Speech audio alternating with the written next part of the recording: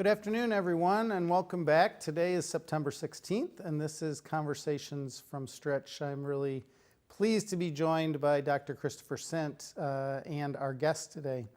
I wanted to begin my comments today with some really great news. In the last few weeks, Lewis has received several great pieces of news from U.S. News & World Report, the Princeton Review, the Washington Monthly, and Forbes, which have all ranked Lewis University as one of the best universities in the Midwest.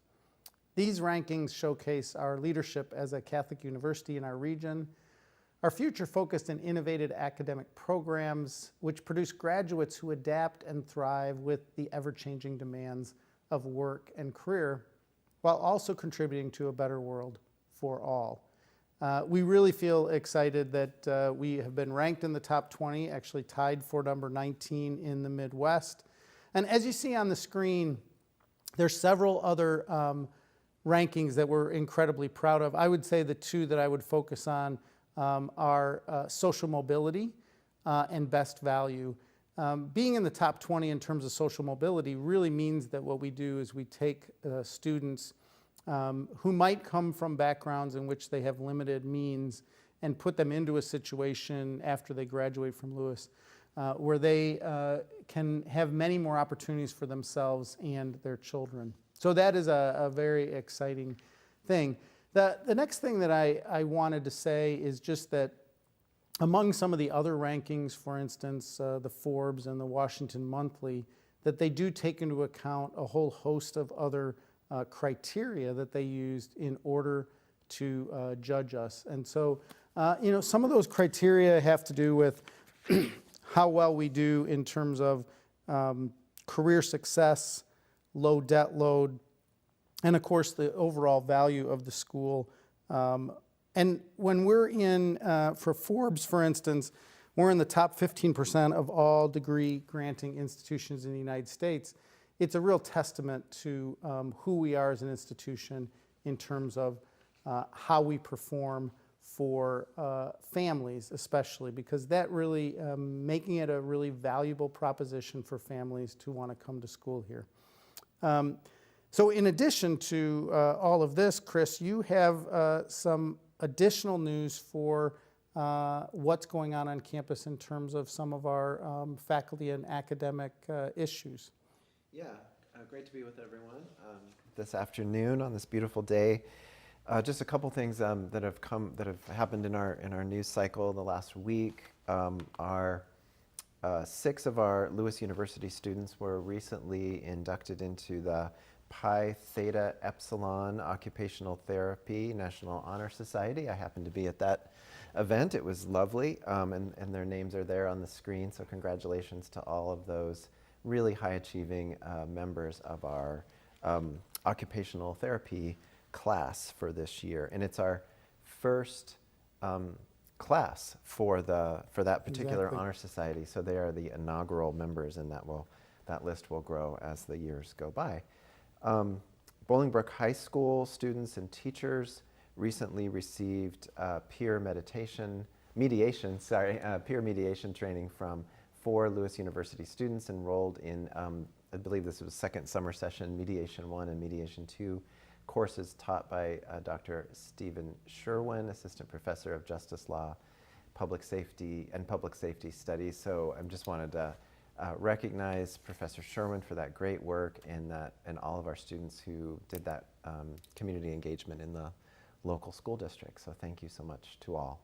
So now you're going to talk a little bit about athletics. In addition to obviously the rankings and the great work that our faculty and students are doing, we also have started up in full force. We talked a little bit about this last week of how many events were going on the athletic side of the house. So Lewis University's men's soccer team wraps up its 5-game homestand with visits from McKendree on Friday at 7:30 and Missouri St. Louis on Sunday at 2:30.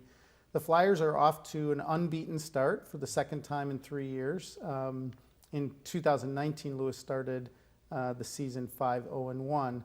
The women's soccer team concludes its 3-match homestand hosting McKendree on Friday at 5 p.m. and against UMSL on Sunday at noon.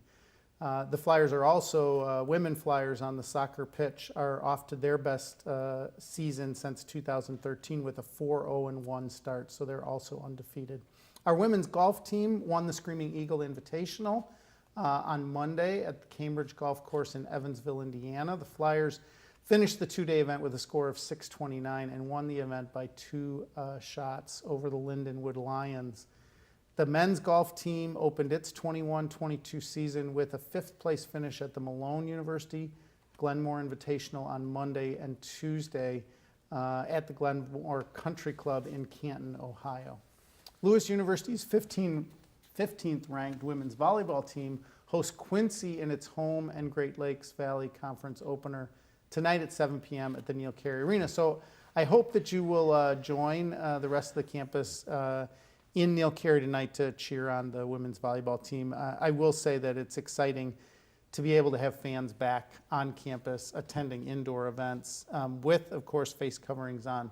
And that is a transition.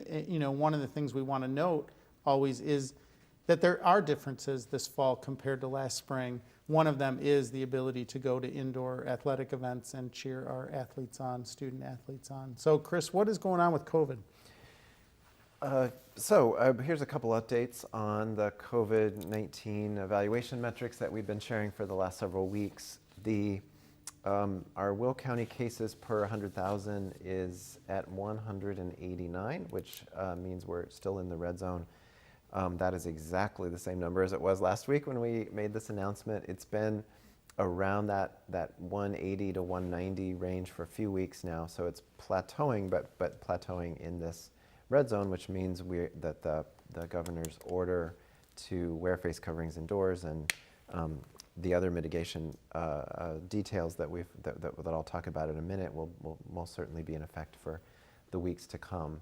The positive cases in our own community, we ended up totaling 5 at the end of last week and have had no positive test results yet this week. Again, we conclude the week on Thursday at some late time. I forget what it is, 10 o'clock or 11 o'clock or something like that. So it's still possible there will be some today, but that's how we're trending. The vaccination rates are here in front of us. The Will County is up to 52%. And our employees have essentially 100% reported. It's very, very close to being every single employee. So thank you so much to everyone who has complied with that requirement to report your vaccination status. It's really great to know where all of our employees stand and to have worked through all of the exemption conversations or the modification conversations. Our students are up to 83% reporting, so that number keeps growing from day to day and week to week, and we're very pleased about that. And we'll continue to reach out to individuals who have not yet reported their status as we move into the coming days and weeks. And again, it is a requirement to report it's a requirement to be vaccinated or to request an exemption, and we will be reaching out to individuals who have not satisfied that requirement.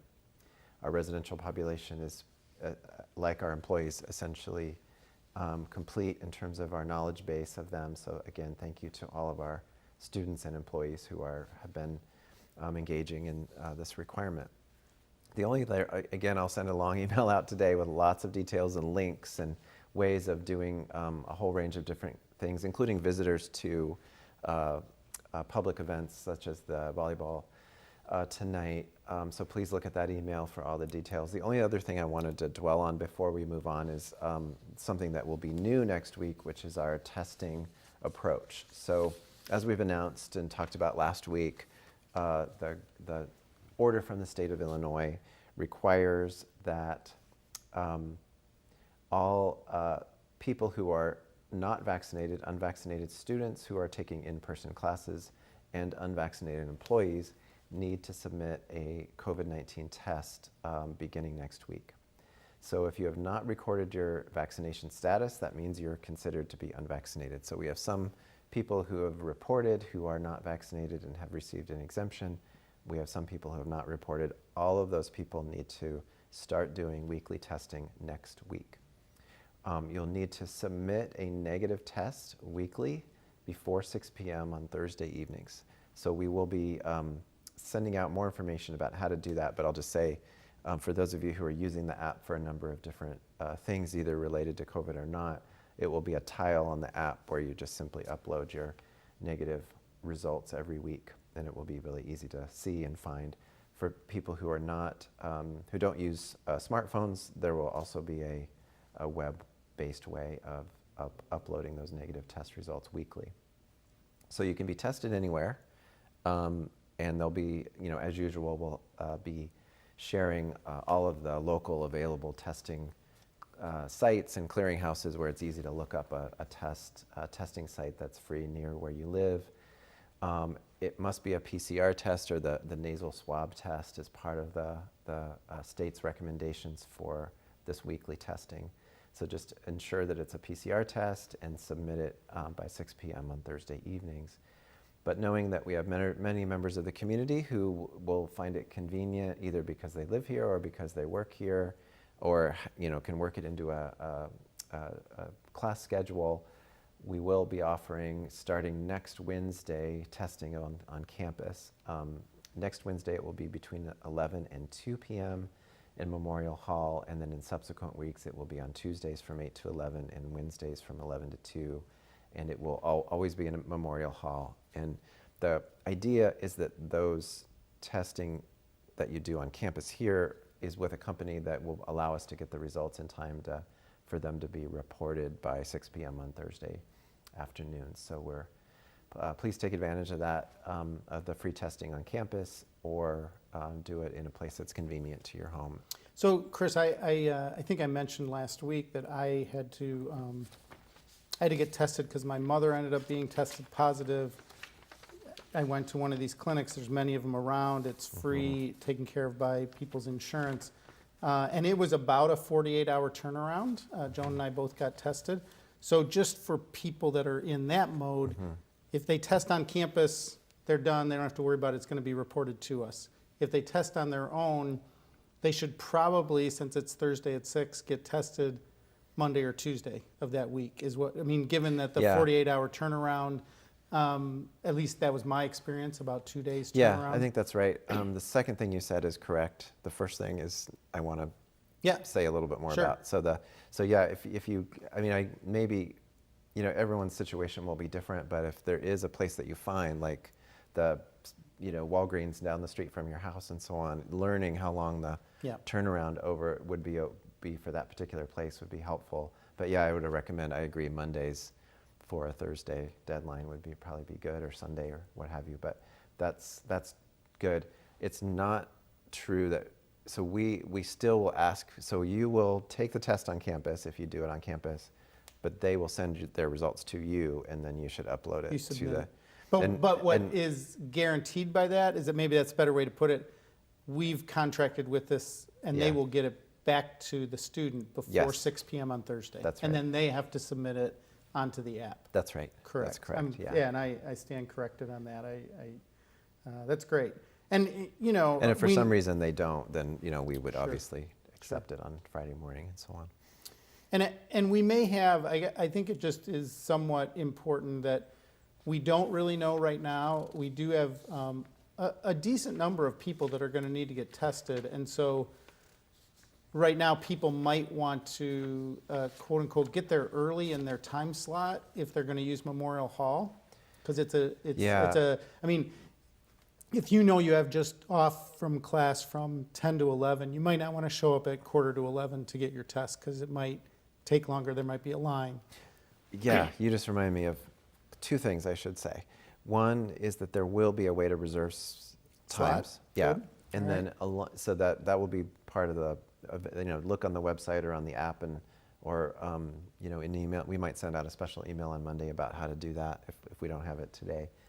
And so you can walk in and stand in line, or you can reserve a spot.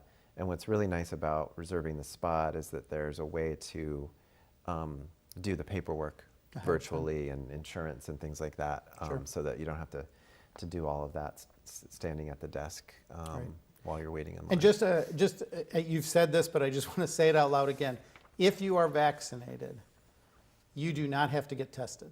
That's right. Right? It is only the people, because we're talking about all this and, somebody might come in late and say, oh, do I have to get tested now every week? If you're vaccinated, you do not have to be tested. But if you are not vaccinated, even if you're exempted, you have to get tested every week. That's correct. All right. And now we can turn to our guests. I think. Yes, Is we're that so right? excited Which about is very exciting. the guests that we have today. So we thought today, and we'd like to do this often when new people come into our Lewis community as employees. We like to introduce them to the community and welcome them to the community. So today we have a couple of new assistant professors who we're going to talk with a little bit and get to know a little bit. And so our first one is... Are we going to do this after a break? Oh, yes. We're going to take a little quick break. Thank you. And then we I'm will so introduce excited. our guests. I forgot about that part. Right. So, okay. Quick We'll be break. back in a sec. Thanks.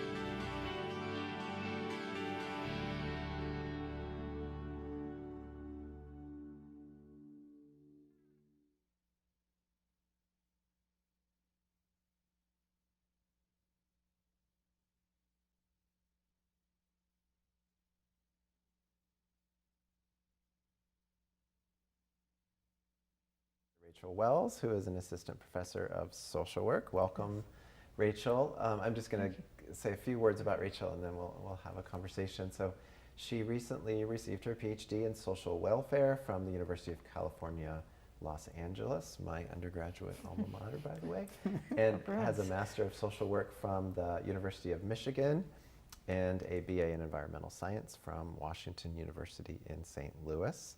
Her teaching interests include poverty and inequality, community development, social policy, and programs for the aging. And her research interests include narratives of poverty within social welfare programs, the role of nonprofits in neighborhoods, and the influence of policy decisions on service delivery. So thank you. It's such a pleasure to read about all that. Thank you so much for joining us. Thank you. It's really nice So, to be here. give me a little sense of, and I do want to, Chris pointed out the undergrad thing, so I'll get this out of the way. All right, get it out of the way. My daughter just started her MSW at Michigan this fall. So when I was reading over your bio, I thought, wow, lots of connections here. But tell me a little bit about what got you interested initially in the field of social work and social policy, and I know the aging area, but just give me a little sense of what got you interested in that to begin with. I think it was after undergrad, just figuring out sort of what I wanted to do with my life or where your heart was too, looking for a job that matched your values, which works for Lewis as well. But I knew I wanted to work with people, but I also liked the organizing and the policy aspect. So I did both social work and urban planning, because for me that felt like a way to really look at neighborhoods and the people. If I was just focusing on planning, I really like urban planning too, but if I was just focusing on planning, I didn't have the connection to the people as much, so I really liked that combination. And so that's sort of what brought me, I didn't know exactly where it would take me, but I knew it would help me. I wanted to do something where I felt like my job was making a difference in some way. We're doing my piece. And so I felt like the combination of social work and urban planning would get me to my piece. And then that working in the community eventually led me to my PhD. So Very good, very good. So I wonder how has urban planning kind of stayed as part of your area? I don't know how much in the foreground it is, but has it stayed in the realm of things that you're thinking about and working on? It has. Well, yesterday in my policy class, we talked a lot about housing. So, and I do think housing is such a critical part for social work, Right. just stable housing, housing close to school, housing neighborhoods matters so much. And so I think that that connection to place, to neighborhood, has, and I've always been there's many different types of planning, same with social work. We're broad field, so we can do a lot of great things with both professions, but with urban planning, my focus was always on the community, on the neighborhood level. And so that works really well, I think, for the type of social work I'm interested in, is really sort of community-based organizations. How are these community organizations part of social work? So I think the neighborhood connection and the housing connection, but from the social work side is how I combine the two. So then tell us a little bit about your own research, your dissertation. How does the social work aspect, maybe the earning planning aspect, and where do you really focus your attention on, again, your contribution, your specific contribution in terms of your research? And I'm interested in poverty-serving organizations, especially small community-based organizations. And with my dissertation, I also got to be part of an organization too. So I worked closely with two organizations. One I was part of, it's in Skid Row of Los Angeles, and it's an area, they call it houseless or unhoused, because they say many people have homes, their tent is their home.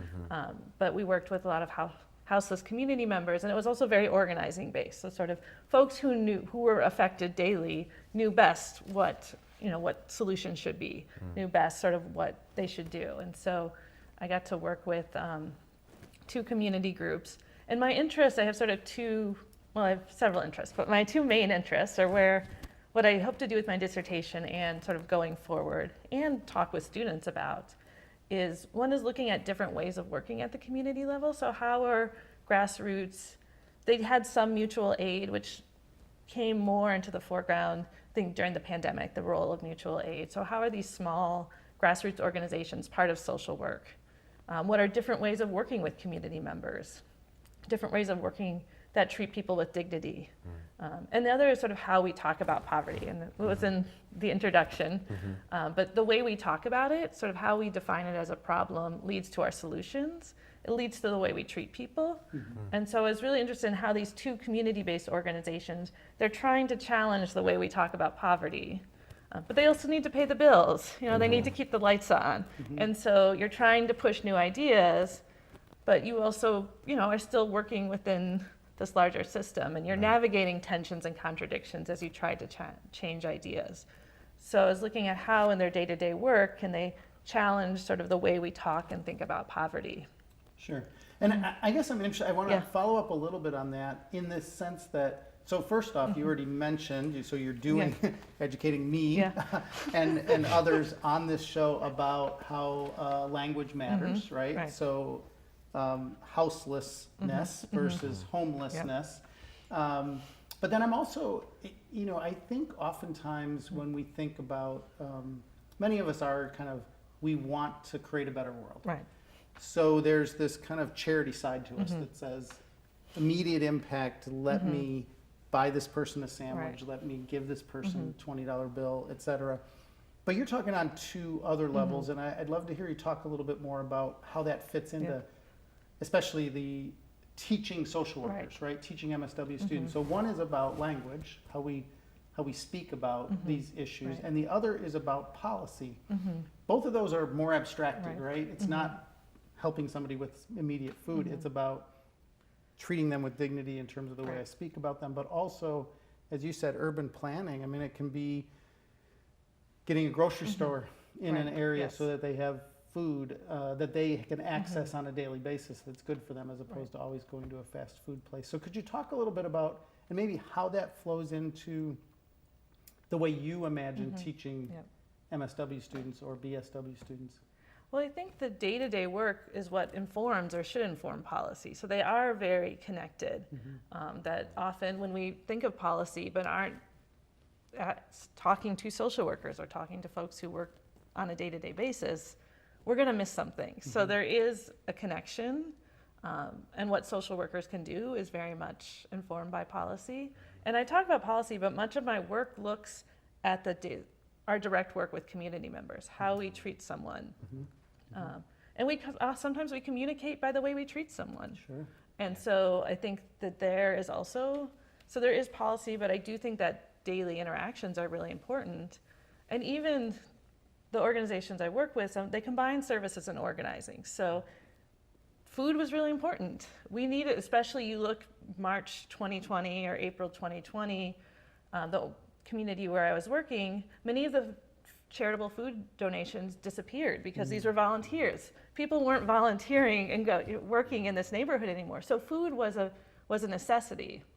And so those things are very important, but it's also often done sort of with community, with dignity, sort of not, I'm here to, save you, but I'm here to talk with you, and we're going to talk over a sandwich because we're hungry, and I'm probably hungry when I show up too. We're both hungry, so let's have some pizza and talk.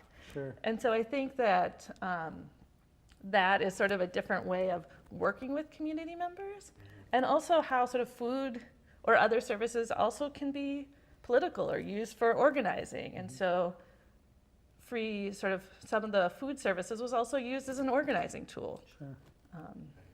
Still works with students here. Have pizza, the club people will show up.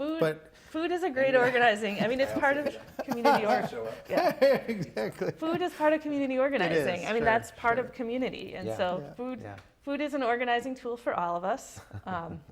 I, appreciate free pizza. I appreciate other types of food too. But no, food is an organizing tool, but it also is sort of, they also use it sometimes to point out when the government wasn't taking action. Sure. And so it can be used as a political tool.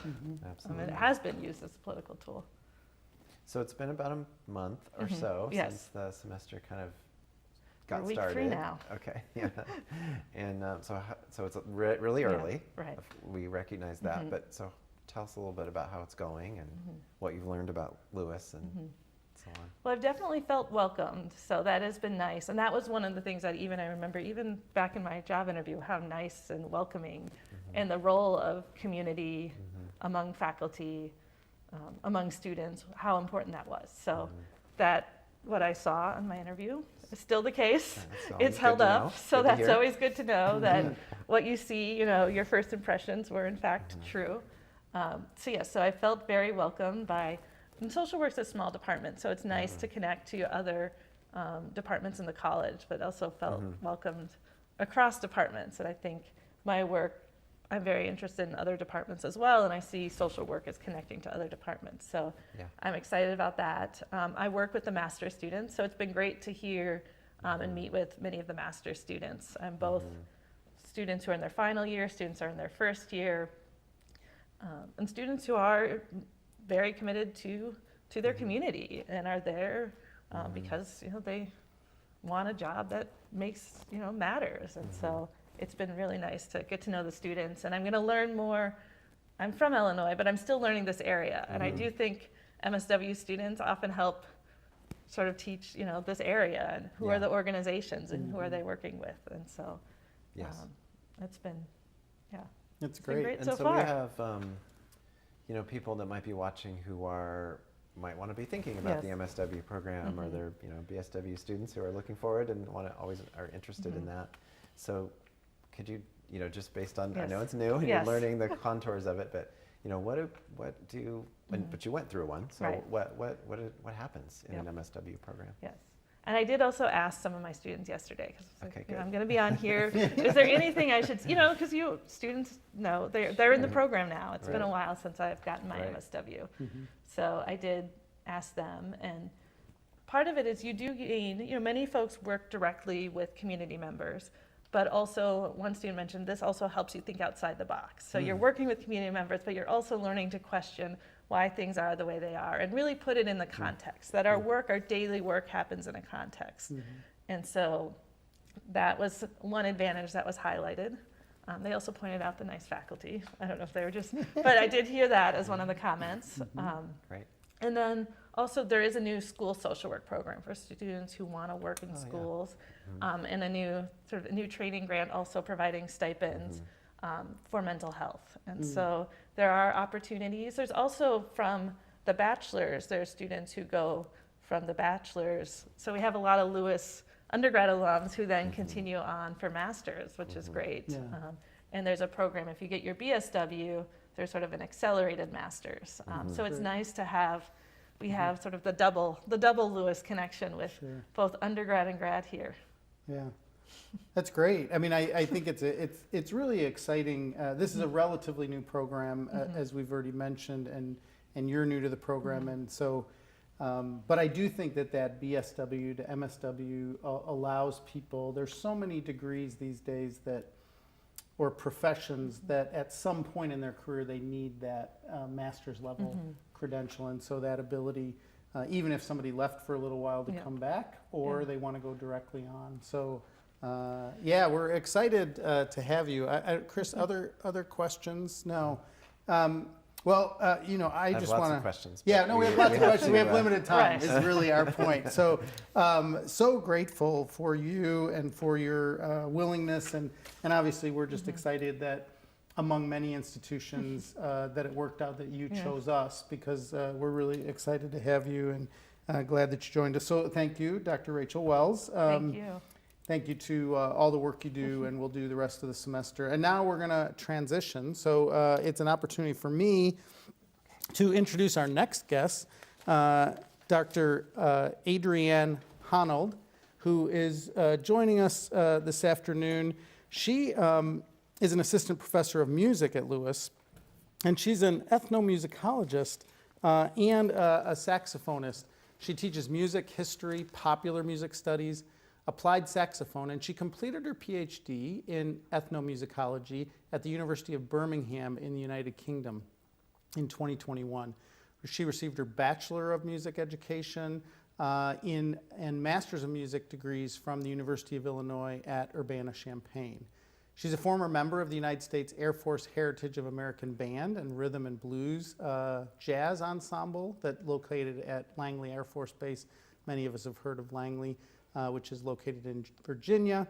And she performed and recorded with many popular music artists, as well as the St. Louis Symphony Orchestra. So we're really excited to have Dr. Honnold with us this afternoon. So thank you for joining us. Thanks for having really me. excited to have you and have a little opportunity to hear a little bit more about how it's been here, but also kind of how you got here and the journey. So maybe just a little bit about a similar question.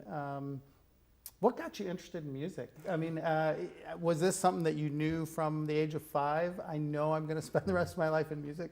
Or was it something that maybe came on later when you got to university? It happened really early for me. Yeah, I started playing the saxophone when I was 10. Oh, wow. And by the time I was middle school, 7th, 8th grade, I knew that this was what I wanted to do. Wow.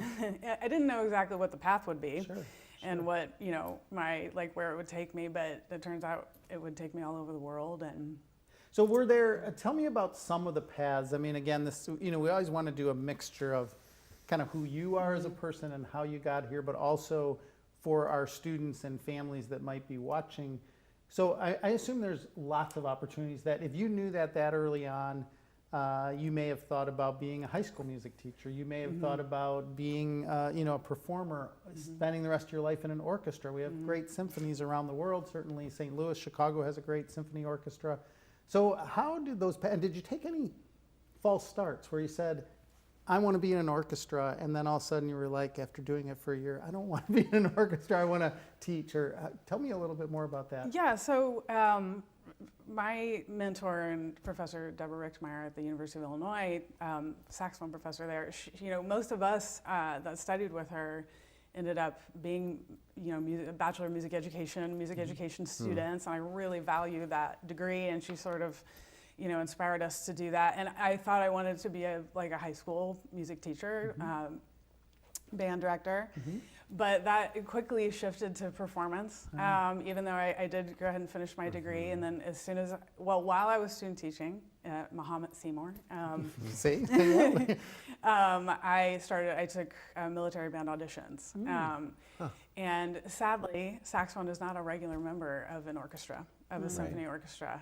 So when for all the different orchestras that I have performed with, they just call me in if there's a piece that features saxophone. Sure. Yeah, so Kansas City Symphony, Illinois Symphony, St. Louis Symphony.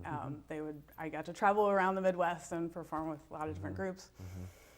But yeah, so I finished my music education degree, and I loved that experience. And I went and I auditioned, and I was hired to join the Air Force Band's program. And then after about a year there, I started teaching again. So I definitely missed that aspect, even though I loved performing, and we traveled basically across the United States performing concerts and basically being kind of community outreach for the military, for the Air Force. Yeah, so. So can I, and I want to leave Why do it you for, get to go, ask no, all the I'll let you questions? talk. Never mind. I won't ask we always could Yeah. talk forever I about wanna, this. Go ahead. Back up a little bit, like before we move on to where you're going. I just want to know where, if it's not too personal, like where was the saxophone when you were 10? Like, was it, like how did you get access to such a complex instrument?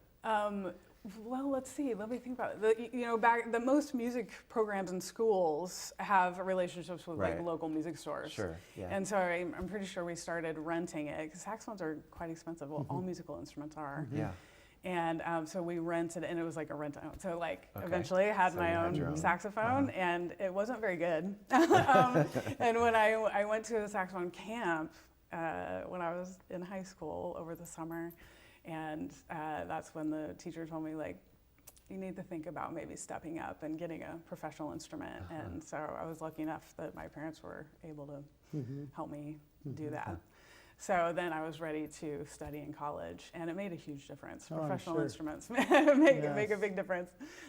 So would you, I mean, tell me, I mean, obviously that's something that you will do here for our students, but is that, I guess I'd like to hear a little bit more about that in terms of your recommendation. If somebody were at a younger stage, I mean, because some of the people watching could potentially have a younger sibling or something.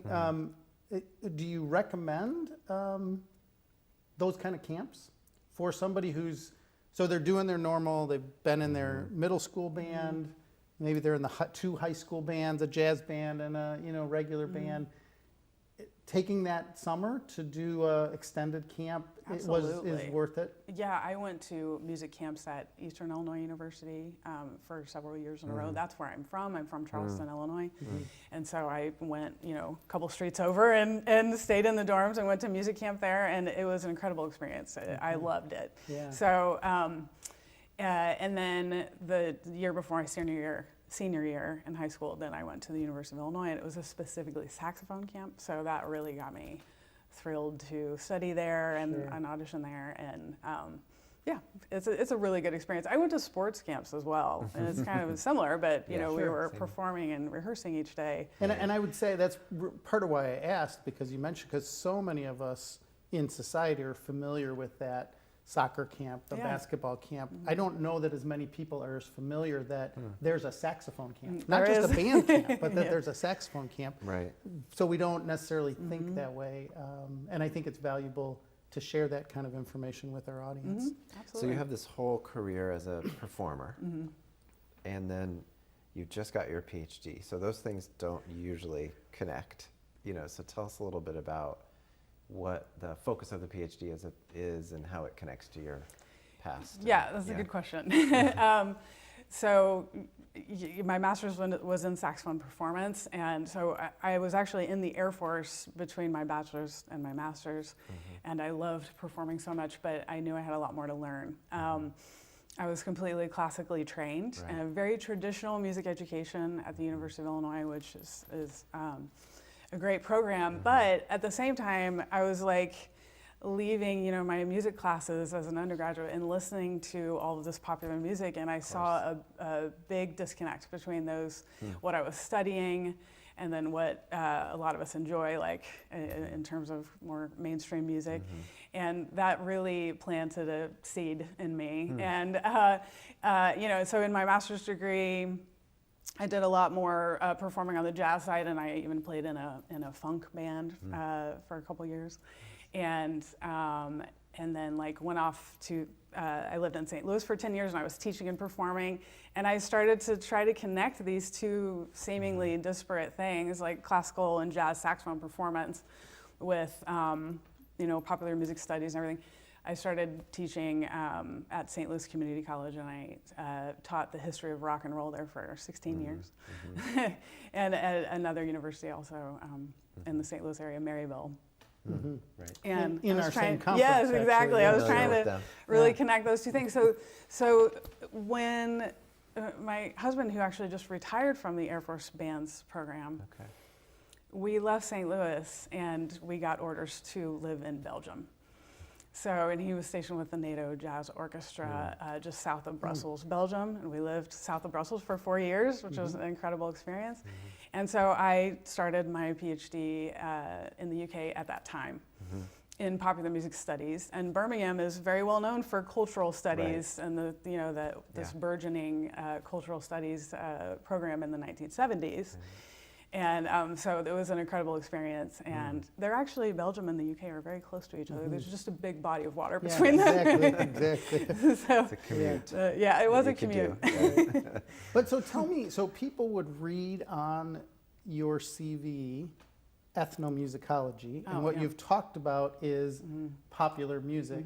So tell me a little bit, because that happens in a lot of places. Somebody might study postmodern philosophy, and then they say, well, what it really means is this. So tell people a little bit about what does ethnomusicology mean? That is, how does that connect down to popularized music, and so that people can understand even the linguistics of that? Sure. Ethnomusicology is music plus people. So you're really, and especially in the UK, it's sometimes a slightly different focus than here in the United States, and that is, it crosses over into sociology a little bit, and how people engage with music and how music reflects contexts, social, cultural, political. And popular music studies is just one part of ethnomusicology, but typically for the past, 100 or more years, ethnomusicology is studying the music of specific cultures around the world. So like historically that would have been, you go to, Tobago and you study how they make steel drums and things like that in the Caribbean, or, so it was very localized, but popular music studies, and my focus was mainly American popular music studies. That is a focused area in studying the culture of America and the music that we produce. And did you focus specifically on the role of the saxophone, for instance, in American jazz, or did you just look at, I just want to look at popular music in the United States? Very recent popular music of the past about 2 decades. And jazz was quite popular, as you know, and that's how the saxophone and jazz kind of came up together, right? Sure. And so I can't not talk about jazz in my dissertation and in my research, but I was focusing primarily on more recent popular music. And with the saxophone, so a lot of research and study has been done by a lot of friends and colleagues of mine about the saxophone in classical music or in art music context and in jazz, but not quite as much in popular music. Interesting. So that I've seen that as sort of not a hole necessarily, but like a slightly neglected area for many years, and so I wanted to contribute to that. So now we're going to ask you the question. How's it going? After a month, what are you discovering about Lewis? It's going well. I'm excited. So I just came over here from having the first kind of formal discussion that I had planned with one of my classes. And I'm just really impressed with how the students handled that discussion question, and how we were able to communicate with each other, and it was great. And I'm so excited to finally get in front of the students and get to know people, and I'm just impressed with their conscientiousness and I guess, excitement about something that I love, which is music, and broadly, so. So what classes are you teaching this semester? So I am teaching a class here that we call Music for the Listener, which is at some other institutions sometimes called Music Appreciation.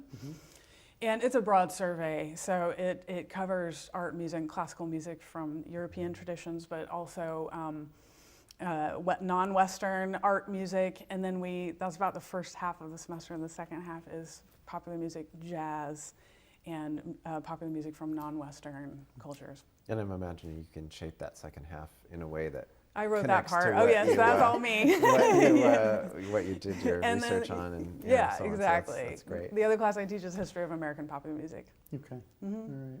So could you maybe speak a little bit about the major, and what do students do when they are interested in music or studying music at Lewis? So that's a good question, because we are in the process of restructuring the music curriculum here at Lewis, and my colleague Mike McFerrin and I are so excited to bring some of these new changes and kind of fresh perspective on music. So what a broad overview would be, you can be a Bachelor of Arts in Music with several new concentrations, and that would include music studies, which could be like some music theory and music history, and popular music performance, and music industry, and I forget the fourth, but so we're kind of restructuring it to include really contemporary perspective on jobs in music and the music industry, and it's not. Some music programs are geared really towards the performance side, but that's such a small part of what goes on in music today. And there are so many other great jobs in music technology as well. Oh, that's what and live production and audio.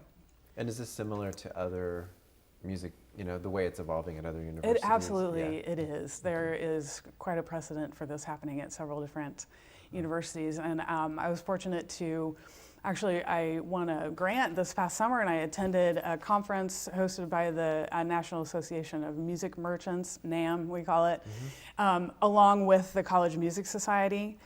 And it was all people like me, not necessarily new in their positions, but people at universities going to the conference for the music merchants and talking about ways that we can help produce more qualified people working in the music industries, and more quantity as well. Yeah, and maybe this is the last question, but I wanted to, because when you said that, I just want to kind of hear you talk about it as the professional here, and that you went to this conference even helps out more. So how many jobs are there? So, we have undeclared students sitting on this campus, and they might say, well, I didn't start playing saxophone at 10. I can't be a music major, right? But they love music. And they'd love to be in the industry, and they have no idea what kind of job. So give us just a sense of, I don't know if is the music industry gonna hire 500 people this year, 5,000 people? Are there jobs across a whole broad? I mean, they don't need to be a professional saxophonist or bass guitarist. That's right. So talk a little bit about the jobs that are available. There are so many. There are so many, and I can't name every one. Sure. There's literally a flow chart that we have, But we had an interesting meeting at that conference this past July, and that was with one of the people that lead, the woman named Tiffany Kearns, that leads the nonprofit arm of the Country Music Association, of all things. And she said that there has basically been about a 30% drop in people working in the music industry, and that is in support of live performance, live tours, audio production, lighting, lots of tech-based and digital applications and knowledge. People that have the knowledge of those programs are needed in the music industry. And I think she used an example at one point of Taylor Swift's most recent tour. I think it might have been the Reputation tour, but I might be wrong on that. But she had 30 live audio technicians. Wow. That's just audio. Just the audio. Right. That's not lighting. That's not other tour management and not, artist representation. It's so not many. prepping for the next city. That's There's tons of stuff That's that right. goes into making A the lot. music thing happen. That's great. I want to ask Yeah, go one more. ahead. One more. This is the last one. So we've been talking about how the major is evolving and relevant to so many different types of people.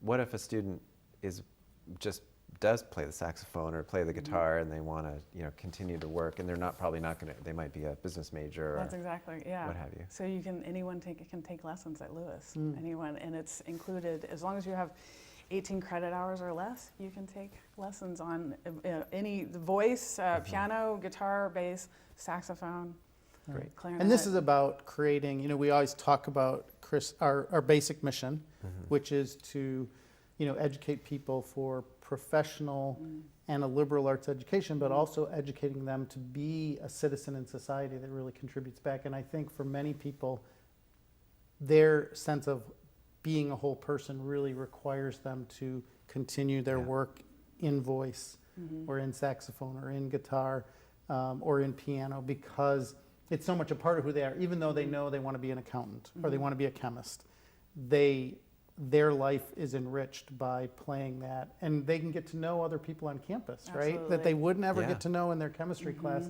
by taking that lesson. And just doing one something credit and lesson, thinking differently, right. and you And know, our having a music different ensembles. discipline just helps. so yeah. valuable. So we Sense of really, you know, community. I think all three of us here want to really say to everyone on campus, and I am not one of these people, but if you have musical talent, take some lessons, get involved Or in curiosity even. you We know, can- in a band, get involved in one of our vocal ensembles, in one of our jazz trios. There's lots of opportunities for being engaged. So again, we just want to thank Dr. Honnold for taking the time to Thank join you. us this afternoon. Chris and I want to wish everyone a wonderful rest of their week and a great weekend. Enjoy the campus, you know, volleyball tonight.